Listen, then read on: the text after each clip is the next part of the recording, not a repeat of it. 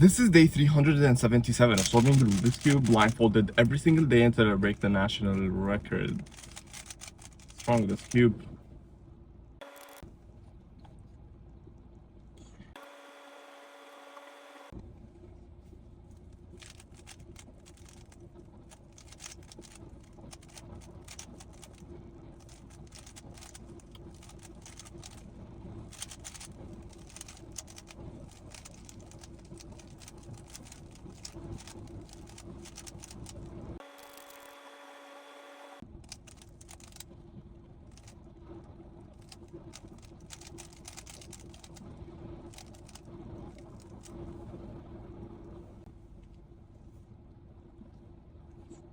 Yeah.